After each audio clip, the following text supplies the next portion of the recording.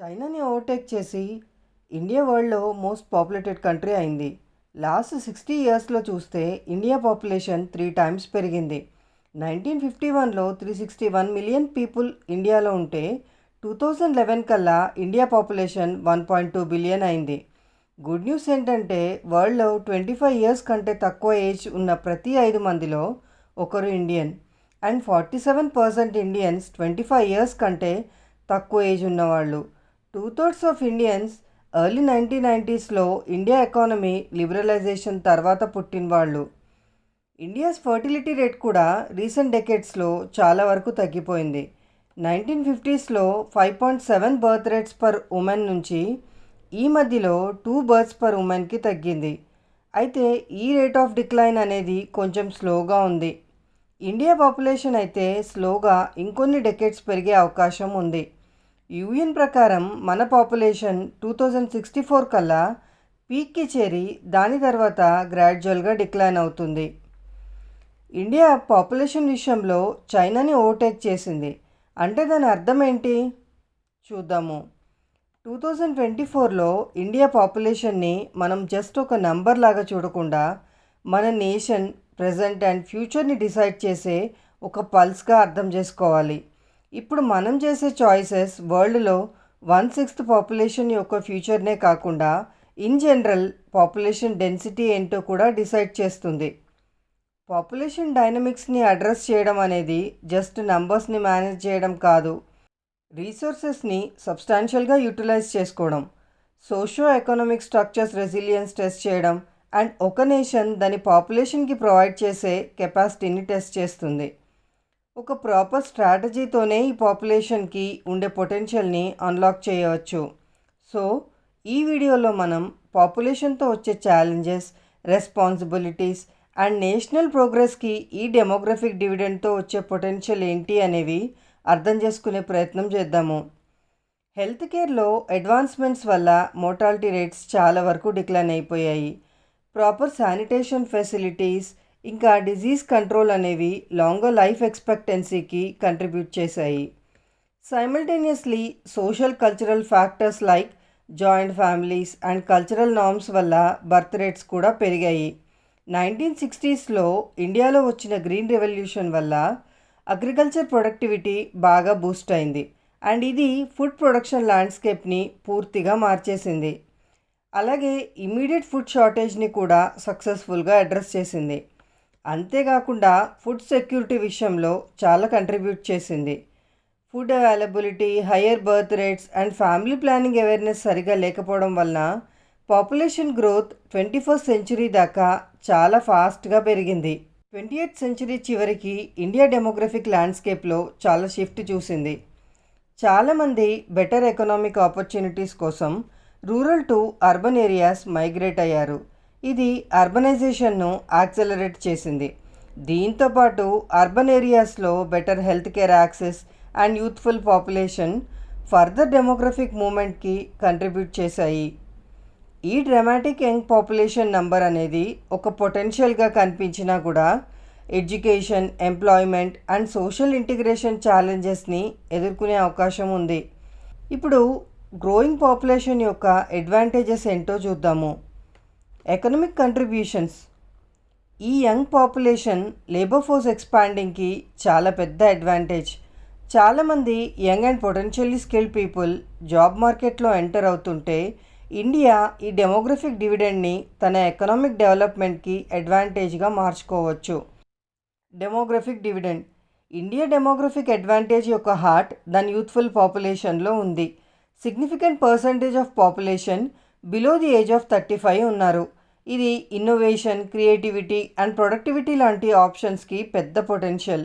Young minds fresh పర్స్పెక్టివ్స్ని తీసుకువచ్చి వాళ్ళ డైనమిజంతో global economic ల్యాండ్స్కేప్ని influence చేయొచ్చు. ఇండియాలో ఉన్న యూత్ఫుల్ పాపులేషన్ని వేరే కంట్రీస్లో ఉన్న ఏజింగ్ పాపులేషన్తో కంపేర్ చేస్తే వర్క్ ఫోర్స్ షింకింగ్ ప్రాబ్లం క్రియేట్ అవ్వదు. యంగ్ పాపులేషన్ వర్క్ ఫోర్స్కి కంట్రిబ్యూట్ చేయడమే కాకుండా ఇన్నోవేషన్ అండ్ ఎంటర్‌ప్రెన్యూర్‌షిప్‌కి ఒక అనుకూలమైన క్లైమేట్ని పెంచుతాయి. అలాగే young minds technological advancements, driving research and development లాంటి ఫీల్డ్స్లో మోర్ అడాప్టబుల్ ఉంటారు. 2016లో లాంచ్ అయిన startup India initiative entrepreneurship and job క్రియేషన్‌ని ఎంకరేజ్ చేస్తుంది. 2014లో లాంచ్ అయిన make in India scheme manufacturing సెక్టార్‌ని ప్రమోట్ చేస్తుంది. అండ్ ఇండియా ఒక గ్లోబల్ మ్యానుఫ్యాక్చరింగ్ హబ్ లాగా మారడం అనేది ఈ ఇనిషియేటివ్ యొక్క మోటివ్. ఇండియాలో పెరుగుతున్న వైబ్రెంట్ స్టార్టప్ ఎకోసిస్టమ్, పర్టికులర్గా ఐటీ సెక్టార్, బయోటెక్నాలజీ సెక్టార్ లాంటివి ఎంప్లాయ్మెంట్ ఆపర్చునిటీస్ క్రియేట్ చేసి ఒక వర్చువస్ లూప్ డెవలప్ చేస్తాయి. అండ్ ఇలా ప్రజల స్టాండర్డ్ ఆఫ్ లివింగ్ పెరుగుతుంది. దీనికి సోషల్ ఇంప్లికేషన్స్ కూడా ఉన్నాయి. పాపులేషన్ పెరగడంతో కల్చరల్ డైవర్సిటీ కూడా పెరుగుతుంది. ఇండియాలో ఉన్న rich variety of languages, traditions and cultures new జనరేషన్స్తో ఇంకా బాగా ఎన్రిచ్ అవుతాయి. ఈ డైవర్సిటీ మనకి ప్రైడ్నే కాకుండా మన సోషల్ ఫ్యాబ్రిక్ని కూడా స్ట్రెంగ్తెన్ చేస్తుంది. మరి ఈ పాపులేషన్ గ్రోత్తో వచ్చే ప్రాబ్లమ్స్ కానీ ఛాలెంజెస్ కానీ ఏంటి? First the pressure on resources. Population పెరుగుతూ ఉంటే ఎసెన్షియల్ రీసోర్సెస్ మీద బాగా ప్రెషర్ పడుతుంది.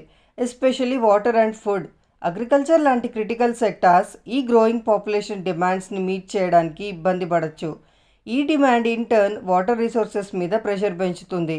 ఆల్రెడీ ఇండియాలో చాలా ప్లేసెస్ వాటర్ క్రైసిస్తో సఫర్ అవుతుంటే ఈ ఇంక్రీజింగ్ డిమాండ్ వాటర్ రీసోర్సెస్ వల్ల కొన్ని పొటెన్షియల్ కాన్ఫ్లిక్ట్స్ని క్రియేట్ చేయొచ్చు.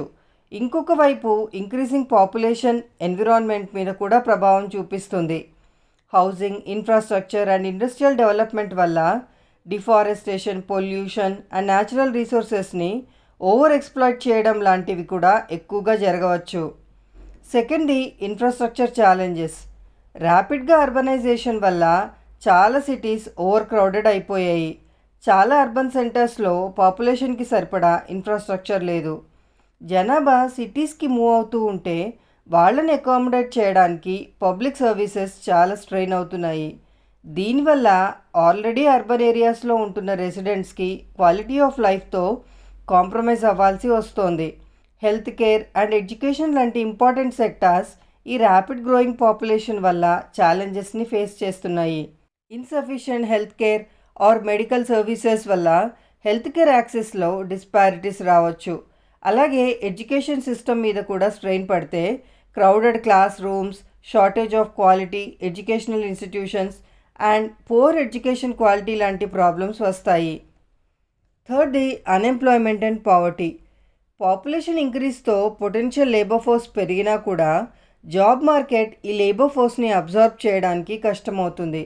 అండ్ మార్కెట్ సాచురేట్ అవుతే అన్ఎంప్లాయ్మెంట్ రేట్స్ పెరుగుతాయి, పర్టికులర్లీ యూత్లో. ఇది ఒక ఎకనామిక్ ఛాలెంజే కాకుండా సోషల్ ఇష్యూస్కి కూడా దారితీస్తుంది. హై లెవెల్స్ ఆఫ్ అన్ఎంప్లాయ్మెంట్తో పాటు పావర్టీ కలిస్తే ఓవరాల్ సోషియో ఎకనామిక్ డెవలప్మెంట్ దెబ్బతింటుంది. Health care, education and housing లాంటి బేసిక్ నెసెసిటీస్ కూడా పాపులేషన్కి అందడం కష్టమైపోతాయి. ఇది మళ్ళీ నేషన్ యొక్క ఓవరాల్ ప్రోగ్రెస్ని స్లో చేస్తుంది. ఇండియా యొక్క గ్రోయింగ్ పాపులేషన్తో వచ్చే ఛాలెంజెస్ ఇంటర్ కనెక్టెడ్గా ఉంటాయి. అండ్ ఈ ఛాలెంజెస్ని ఒక హోలిస్టిక్ అండ్ స్ట్రైట్ అప్రోచ్తో అడ్రస్ చేయాలి. Environmental sustainability, urban planning, education, health care and social development లాంటి ఫ్యాక్టర్స్ని కాంప్రహెన్సివ్ పాలసీస్తో డీల్ చేయాలి. ఇండియా ఫ్యూచర్కి ఈ పాపులేషన్ పెరుగుదలని సమానమైన రీసోర్స్ డిస్ట్రిబ్యూషన్తో బ్యాలెన్స్ చేయడం అనేది చాలా ఇంపార్టెంట్. ఇప్పుడు కొన్ని case studies and global comparisons చూద్దాం. China one child policy. China 1979లో పాపులేషన్ కంట్రోల్ కోసం ఇనిషియేట్ చేసిన వన్ చైల్డ్ పాలసీ ఇంప్లిమెంటేషన్ చూస్తే బర్త్ రేట్స్ చాలా వరకు తగ్గినా కూడా ఈ పాలసీతో చాలా అన్ఇంటెండెడ్ కాన్సిక్వెన్సెస్ వచ్చాయి. Ageing population and gender imbalances లాంటి ప్రాబ్లమ్స్ ఈ పాలసీ వల్ల క్రియేట్ అయ్యాయి. ఇమ్మీడియట్గా పాపులేషన్ కంట్రోల్ చేయడానికి తీసుకొచ్చిన పాలసీ దానివల్ల వచ్చే long term consequences on social and demographic ఫ్రంట్ని యాక్యురేట్గా ఇవాల్యుయేట్ చేయలేదు. టెంపరీగా ఉన్న young workers China economic rocket ఇంజన్కి ఫ్యూయల్ లాగా ఉన్నా కూడా hundreds of millions of Chinese retirement ఏజ్ని చేరుకున్నారు. కానీ ఆ రిటైర్డ్ వర్క్ ఫోర్స్ని రీప్లేస్ చేయడానికి సఫిషియెంట్గా యంగ్ వర్క్ ఫోర్స్ లేరు. So one child is best నుంచి 2 ఈజ్ జస్ట్ రైట్ అనే మైండ్ సెట్ షిఫ్ట్ చేయడానికి చైనీస్ గవర్నమెంట్ ట్రై చేస్తోంది. మరి దానికి చైనీస్ ప్రజలు ఎలా రియాక్ట్ అయ్యారంటే 2021 కల్లా China total fertility rate just 1.15 ఉండాల్సిన రీప్లేస్మెంట్ రేట్ 2.1కి almost half. So Chinese government 2 children encourage చేస్తున్నా కూడా చైనీస్ ప్రజలు దాన్ని అడాప్ట్ చేసుకోవట్లేదు. కేరళ సక్సెస్ ఇన్ ఇండియాలో చూస్తే కేరళ పాపులేషన్ మేనేజ్మెంట్కి ఒక మంచి కేస్ స్టడీగా నిలబడుతుంది.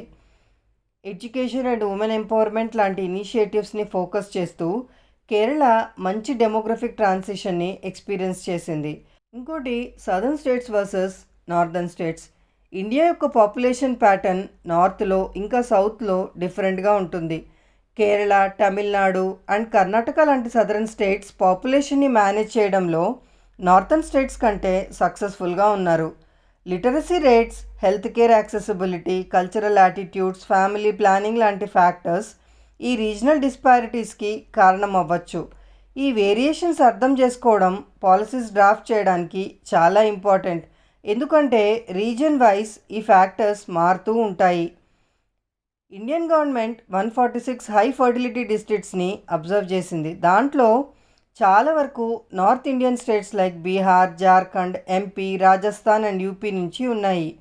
ఈ స్టేట్స్లో ఎడ్యుకేషన్ అండ్ హెల్త్ ఇండికేటర్స్ చాలా పూర్గా ఉండడం వలన వీటిని BIMARU states or 6 states of India అని కూడా అంటారు. వీటితో పోలిస్తే southern states like Tamil Nadu and Kerala ఎక్కడైతే గవర్నమెంట్ పాపులేషన్ కంట్రోల్ వైపు హోలిస్టిక్ అప్రోచ్ అడాప్ట్ చేసుకున్నాయో అక్కడ హ్యూమన్ డెవలప్మెంట్ బెటర్గా ఉంది అండ్ ఫర్టిలిటీ రేట్స్ కూడా తక్కువగా ఉన్నాయి. Regional and cultural influences. ఇండియాలో cultural diversity and religious landscape వల్ల కూడా పాపులేషన్ అనేది ఇన్ఫ్లుయెన్స్ అవుతుంది. కొన్ని communities family size, contraception and reproductive health వైపు చూపించే యాటిట్యూడ్ డిఫరెంట్గా ఉండొచ్చు. పాలసీస్ డ్రాఫ్ట్ చేసేటప్పుడు ఈ డెలికేట్ డిఫరెన్సెస్ని రెస్పెక్ట్ చేస్తూ ఇంక్లూసివిటీ అడాప్ట్ చేసుకోవడం చాలా ఇంపార్టెంట్. ఈ గ్రాఫ్ ఒకసారి చూడండి. ఫర్టిలిటీ రేట్స్ని ఇన్ఫ్లుయెన్స్ చేసే చాలా ఫ్యాక్టర్స్లో రిలీజియన్ అనేది ఒక ఇంపార్టెంట్ ఫ్యాక్టర్. కానీ education among women, life expectancy, average levels of wealth లాంటి ఇండికేటర్స్ కూడా ఫర్టిలిటీ రేట్స్ని ఇన్ఫ్లుయెన్స్ చేస్తాయి. ఉమెన్ ఎవరికైతే better access to education, job and health care ఉంటుందో వాళ్ళు యూజువల్లీ తక్కువ మంది పిల్లల్ని ప్రిఫర్ చేస్తారు. ఇప్పుడు మోస్ట్ పాపులస్ కంట్రీగా రికగ్నైజ్ చేస్తున్న ఇండియా ఒక క్రిటికల్ జంక్చర్లో ఉంది. ఇవాళ మనం చేసే చాయిసెస్ కంట్రీ ఫ్యూచర్ని చాలా ఇయర్స్కి షేప్ చేస్తుంది.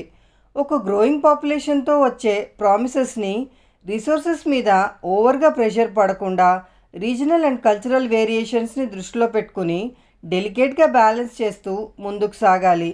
ఇది మన అందరి కలెక్టివ్ రెస్పాన్సిబిలిటీ. మీకు కనుక ఈ వీడియో నచ్చినట్లయితే please like, share and subscribe to our channel info digest Telugu. Next వీడియోలో మళ్ళీ కలుద్దాము. Thank you.